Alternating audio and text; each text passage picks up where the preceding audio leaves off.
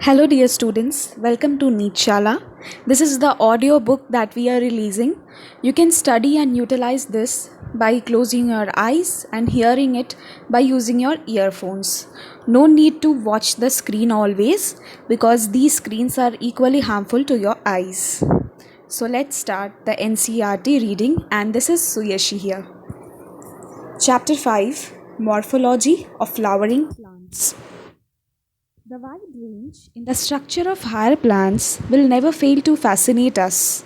Even though the angiosperms show such a large diversity in external structure or morphology, they are all characterized by presence of root, stem, leaves, flower, and fruits. In chapters 2 and 3, we have talked about classification of plants based on morphological and other characteristics. For any successful attempt and at classification and at understanding any higher plant, or for that matter any living organism, we need to know the standard technical terms and definitions.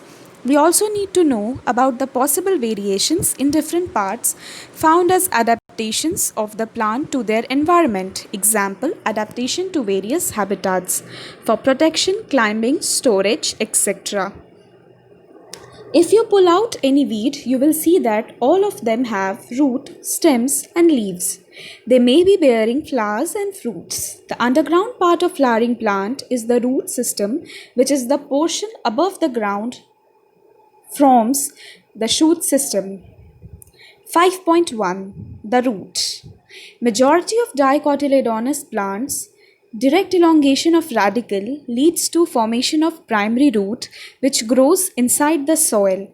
It bears lateral roots of several orders that are referred to as secondary, tertiary, etc. roots. The primary roots and its branches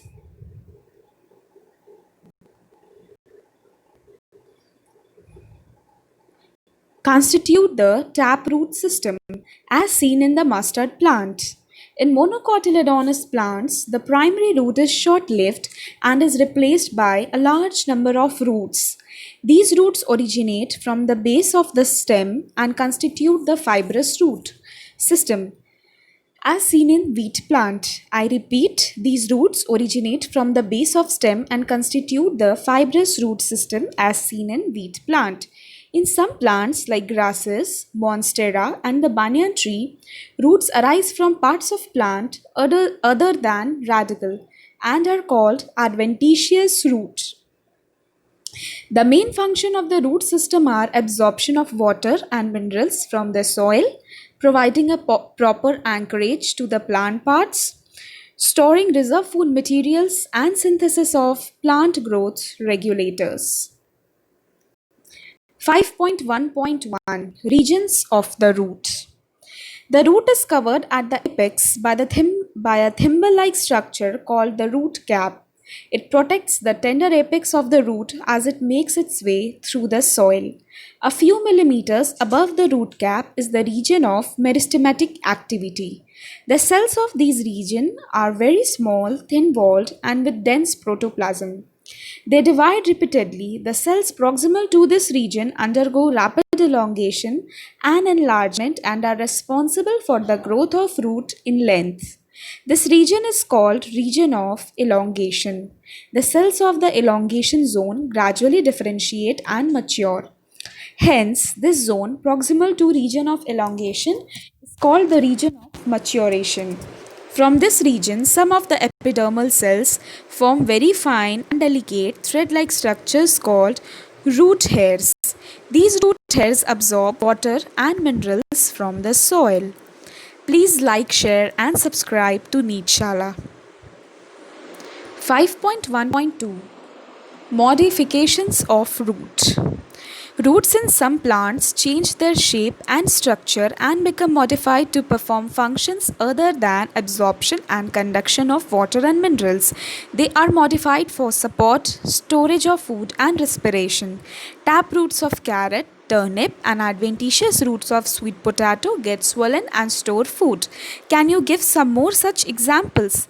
Have you ever wondered what those hanging structures that support a banyan tree are? These are prop roots. Similarly, the stem of maize and sugarcane have supporting roots coming out of the lower nodes of the stem. These are called stilt roots. In some plants, such as Rhizopora, growing in swampy areas, many roots come out of the ground and grow vertically upwards. Such roots are called pneumatophores, which help to get oxygen for respiration. 5.2 The stem. What are the features that distinguish a stem from a root? The stem is the ascending part of the axis bearing branches, leaves, flowers, and fruits. It develops from the plumule of the embryo of a germinating seed. The stem bears nodes and internodes. The region of stem where leaves are born are called nodes, while internodes are the portions between two nodes. The stem bears buds which may be terminal or axillary. Stem is generally green when young and later often becomes woody and dark brown. The main function of the stem is spreading out branches bearing leaves, flowers, and fruits. It conducts water, mineral, and photosynthesis. Some stems perform the function of storage of food, support, protection, and of vegetative propagation. 5.2.1 Modifications of stem. The stem may not always be typically like what they are expected to be. They are modified to perform different functions. Underground stem of potato, ginger, turmeric, zaminkan, colocasia are modified to store food in them. They also act as organ of perennation to tide over conditions unfavorable for growth. Stem tendrils which develop from axillary buds are slender and spirally coiled and help plants to climb as such in gourds, cucumber, pumpkin, watermelon and grapevines. Axillary buds of stem may also get modified into woody, straight and pointed thorns. Thorns are found in many plants such as citrus, bougainvillea. They protect plants from browsing animals. Some plants of arid regions modify their stems into flattened opuntia of fleshy cylindrical euphorbia structures. They contain chlorophyll and carry out photosynthesis. Underground stems of some plants such as grass and strawberry etc. spread to new niches where older parts die, new plants are formed. In plants like mint and jasmine, a slender lateral branch arises from the base of the main axis and after growing aerially for some time arch downwards to touch the ground. A lateral branch with short internodes and each node bearing a rosette of leaf and a tuft of root is found in aquatic plants like Pistia and Ecornia. In banana, pineapple and chrysanthemum, the lateral branches originate from the basal and underground portion of the main stem, grow horizontally beneath the soil and then come out obliquely upward, giving rise to leafy shoots. यार please इसे like कर दो. Please like the session. It's the love of Neetshala and let's like the session and share it. 5.3 The leaf. The leaf is a lateral, generally flattened structure borne on the stem. It develops at the node and bears a bud in its axil. The axillary bud later develops into a branch. Leaves originate from shoot apical meristems and are arranged in an acropetal order. They are the most important vegetative organs for photosynthesis. A typical leaf consists of three main parts: leaf base, petiole, and lamina. The leaf is attached to the stem by the leaf base and many bear two lateral small leaf-like structures called stipules. In monocotyledonous, the leaf base expands into a sheath covering the stem partially or wholly. In some leguminous plants, the leaf base may become swollen, which is called the pulvinus. The petiole help hold the blade to light. Long, thin flexible petioles allow leaf base blades to flutter in wind, thereby cooling the leaf and bringing fresh air to leaf surface. I repeat, the petiole help hold the blade to light. Long, thin, flexible petioles allow leaf blades to flutter in wind, thereby cooling the leaf and bringing fresh air to leaf surface. The lamina or the leaf blade is the green expanded part of leaf with veins and veinlets. There is usually a middle prominent vein which is known as midrib. Veins provide rigidity to the leaf base and act as channels of transport for water, mineral, and food materials. The shape, margin, apex, surface, and extent of incision of lamina varies in different leaves. 5.3.1 Venation. The arrangement of veins and the veinlets in the lamina of leaf is termed as venation. When the veinlets form a network, the venation is termed as reticulate. When the veins run parallel to each other with a lamina within a lamina, I repeat, when the veins run parallel to each other within a lamina, the venation is termed as parallel. Leaves of dicotyledonous plants generally possess reticulate venation, while parallel venation is the characteristic of most monocotyledons. 5.3.2 Types of leaves. A leaf is said to be simple when its lamina is entire or when incised. The incision do not touch the midrib. When the incisions of the lamina reach up to the midrib, breaking it into a number of leaflets, the leaf is called compound. A bud is present in the axil of petiole in both simple and compound leaves, but not in the axil of leaflets of the compound leaf. The compound leaf may be of two types. In a pinnately compound leaf, a number of leaflets are present on a common axis, the rachis, which represent the midrib of the leaf, as in the case of neem. In pinnately compound leaves, the leaflets are attached at the common point, that is at the tip of petiole, as in silk cotton. Please like, share and subscribe to Needshala. 5.3.3 Phyllotaxy. Phyllotaxy is the pattern of arrangement of leaves on the stem or branch. This is usually of three types: alternate, opposite and whole whorled. In alternate type of phyllotaxy, a single leaf arises at each node in alternate manner, as in China rose, mustard and sunflower plants. In opposite type, a pair of leaves arise at each node and lie opposite to each other, as in Calotropis and guava plants. If more than two leaves arise at a node and form a whorl, it is called whorled, as in Alstonia. 5.3.4 Modifications of leaves.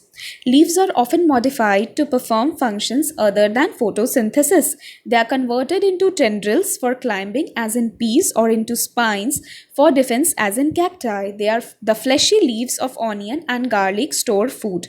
In some plants, such as Australian acacia, the leaves are small and short-leaved. The petioles in these plants expand, become green and synthesize food. Leaves of certain insectivorous plants, such as pitcher plant, Venus flytrap, are also modified leaves. 5.4 The inflorescence. A flower is a modified shoot wherein the shoot apical meristem changes to floral meristem. Internodes do not elongate and the axis gets condensed. The apex produces different kinds of floral appendages laterally at successive nodes instead of leaves. When a shoot tip transforms into a flower, it is always solitary. The arrangement of flowers on the floral axis is termed as inflorescence, depending on whether the apex gets converted into a flower or continues to grow. Two major types of inflorescence are defined: racemose and cymose. In racemose type of inflorescence, the main axis continues to grow. The flowers are borne laterally in an acropetal succession. In cymose type of inflorescence, the main axis terminates in a flower, hence is limited in growth. The flowers are borne in basipetal order. 5.5 The flower. The flower is the reproductive unit in the angiosperm. It is meant for sexual reproduction. A typical flower has four different kinds of whorls arranged successively on the swollen end of the stalk or pedicle called the thalamus or receptacle. These are calyx, corolla, androecium, and gynoecium. Calyx and corolla are accessory organs, while androecium and gynoecium are reproductive organs. In some flowers like lily, the calyx and corolla are not distinct and are termed as perianth. When a flower has both androecium and gynoecium, it is bisexual. A flower having either only stamen or only carpel is unisexual.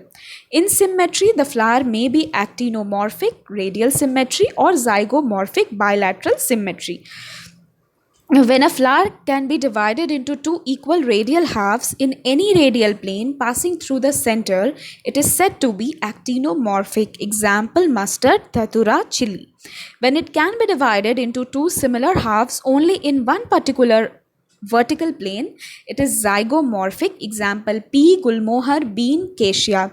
A flower is said to be asymmetric, irregular, if it cannot be divided into two similar halves by any vertical plane passing through the center, as in canna. A flower may be trimerous, tetramerous, or pentamerous when the floral appendages are in multiple of 3, 4, or 5 respectively. Flowers with bracts, that is reduced leaf, found at the base of pedicle are called bracteate, and those without bracts are called ebracteate. Based on the position of calyx, corolla, and androecium in respect of the ovary on thalamus, the flowers are described as hypogynous, perigynous, and epigynous. In the hypogynous flower, the gynoecium occupies the highest position while the other parts are situated below it. In the ovary in such flower is said to be superior ovary in case of hypogynous flower. Example, mustard, china rose, and brinjal. If gynoecium is situated in the center and other parts of the flower are located on the rim of the thalamus almost at the same level, it is called perigynous, and the ovary here is said to be half inferior. Examples include plum, rose, peach. Perigynous, half inferior, plum, rose, peach. In epigynous flower, the margin of thalamus grows upward, enclosing the ovary completely and getting fused with it. The other parts of the flower arise above the ovary, hence the ovary is said to be inferior, as in flowers of guava and cucumber, and the ray florets of sunflower. 5.5.1 Parts of a flower.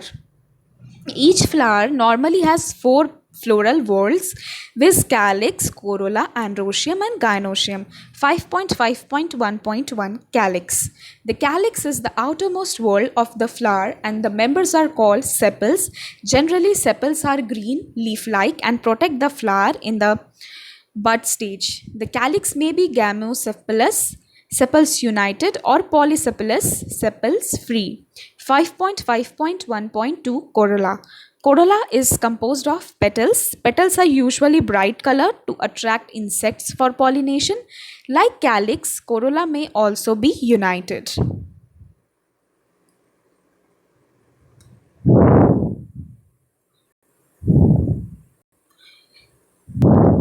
Gamopetalous, petals united, or polypetalous, petals free. The shape and color of corolla vary greatly in plants. Corolla may be tubular, bell-shaped, funnel-shaped, or wheel-shaped.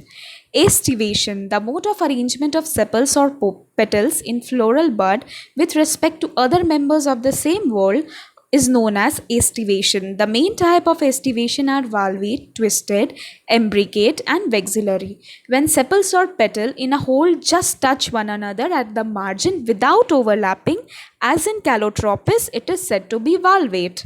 Volvate without overlapping, and in calotropis. If one margin of the appendage overlaps that of the next one and so on, as in china rose, lady finger, and cotton, it is said to be twisted. If the margin of sepals or petals overlap one another but not in any particular direction, as in cassia and gulmohar, the aestivation is called imbricate. In pea and bean flowers, there are 5 petals. The largest standard overlaps the two lateral petals, wings, which in turn overlap the two smallest anterior petals called the keel. This type of estivation is known as vexillary or papillonaceous. 5.5.1.3 Androecium. Androecium is composed of stamens. Each stamen, which represent the male reproductive organ, consists of a stalk or a filament and an anther. Each anther is usually bilobed and each lobe has two chambers, the pollen sacs. The pollen grains are produced in pollen sacs. A sterile stamen is called staminode. Stamens of flower may be united with other members such as petals or among themselves. When stamens are attached to petals, they are epipetalous as in brinjal or epiphyllous when attached to the perianth as in the flowers of lily. The stamen in a flower may either remain free, polyandrous or may be united in varying degrees. The stamens may be united into one bunch or one bundle, monoadelphous as in China rose, or two bundles diadelphous as in pea, or in three or more than two bundles polyadelphous as in citrus. There may be variation in the length of filaments within a flower as in salvia and mustard. Please like, share and subscribe to Needshala. 5.5.1.4 Gynoecium. Gynoecium is the female reproductive part of the flower and is made up of one or more carpels. A carpel consists of three parts, namely stigma, style and ovary. Ovary is the enlarged basal part on which lies the elongated tube, the style. The style connects the ovary to the stigma. The stigma is usually at the tip of the style and is the receptive surface for pollen grains. Each ovary bears one or more ovules attached to a flattened cushion-like placenta. When more than one carpel is present, they may be free as in lotus and rose and are called epocarpus. They are termed syncarpus when carpels are fused as in mustard and tomato. After fertilization, the ovules develop into seeds and the ovary matures into a fruit. Placentation. The arrangement of ovules within the ovary is known as placentation. The placentation are of different types, namely marginal, axile, parietal, basal, central and free central. In marginal placentation, the placenta forms a ridge along the ventral suture of the ovary and the ovules are borne on this ridge forming two rows as in P. When the placenta is axial and the ovules are attached to it in a multilocular ovary, the placentation is said to be axile as in China rose, tomato and lemon. In parietal placentation, the ovules develop on the inner wall of the ovary or on the peripheral part. Ovary is one-chambered but it becomes two-chambered due to formation of false septum, example mustard and argemone. When the ovules are borne on central axis and septa are absent as in dianthus and primrose, the placentation is called free central. In basal placentation, the placenta develops at the base of the ovary and a single ovule is attached to it as in sunflower, marigold. 5.6 The fruit. The fruit is characteristic feature of flowering plants. It is a mature or ripened ovary developed after fertilization. If a fruit is formed without fertilization of the ovary, it is called a parthenocarpic fruit. Generally, the fruit consists of a wall or pericarp and seeds. The pericarp may be dry or fleshy. When the pericarp is thick and fleshy, it is differentiated into outer epicarp, middle mesocarp and inner endocarp. In mango and coconut, the fruit is known as drupe. They develop from monocarpellary superior ovaries and are one-seeded. I repeat, in mango and coconut, the fruit is known as drupe. They develop from monocarpellary superior ovaries and are one-seeded. In mango, the pericarp is well differentiated into an outer thin epicarp, a middle fleshy edible mesocarp, and an inner stony hard endocarp. In coconut, which is also a drupe, the mesocarp is fibrous. 5.7 The seed. The ovules after fertilization develop into seeds. A seed is made up of a seed coat and an embryo. The embryo is made up of a radicle and embryonal axis and one, as in wheat, maize, or two cotyledons, as in gram and pea. 5.7.1 Structure of a dicotyledonous seed. The outermost covering of a seed is the seed coat. The seed coat has two layers, the outer testa and the inner tegmen. The hilum is a scar on the seed coat through which the developing seeds were attached to the fruit. Above the hilum is a small pore called micropyle. Within the seed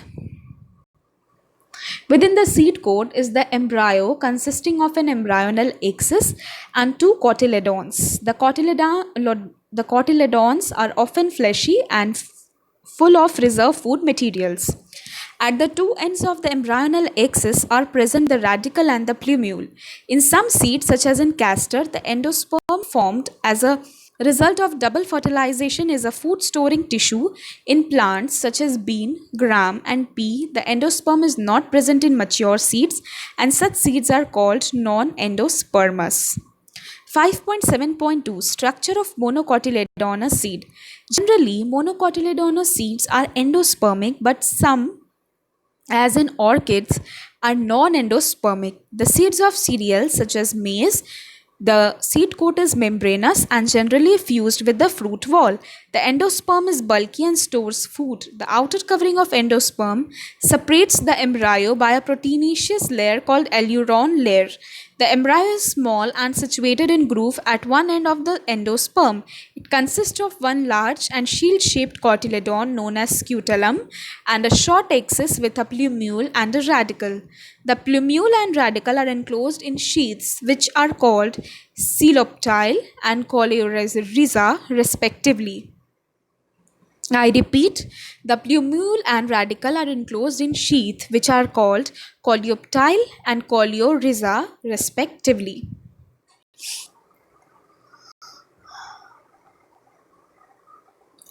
5.8 Semi-technical description of a typical flowering plant. Various morphological features are used to describe a flowering plant. The description has to be brief in a simple and scientific language and presented in a proper sequence. The plant is described beginning with its habit, vegetative character, root, stem and leaves, and then floral characters, inflorescence and flower parts. After describing various parts of a plant, the floral diagram and a floral formula are presented. The floral formula is represented by some symbols. In the floral formula, BR stands for bracteate, K stands for calyx, C for corolla, P for perianth, and A for androecium, G for gynoecium, G dash for superior ovary, and G with a dash above G for inferior ovary. Sign of male, sign of female, sign for bisexual, sign for actinomorphic, and percent for zygomorphic nature of flower. Fusion is indicated by enclosing the figure within brackets and adhesion by a line drawn above the symbol of the floral parts. A floral diagram provides information about the number of parts of a flower, their arrangement, and the relationship they have with one another. The position of mother axis with respect to the flower is represented by a dot on the top of a floral diagram. Calyx, corolla, androecium, and gynoecium are drawn in successive words, calyx being the outermost and gynoecium being the center. Floral formula also shows cohesion and adhesion within the parts of the wholes and between wholes. The floral diagram and floral formula figure 5.20 represents mustard plant family Brassicaceae.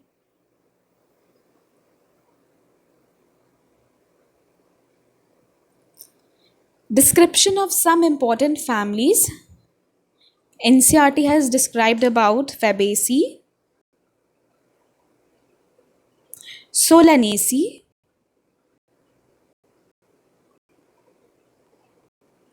Liliaceae,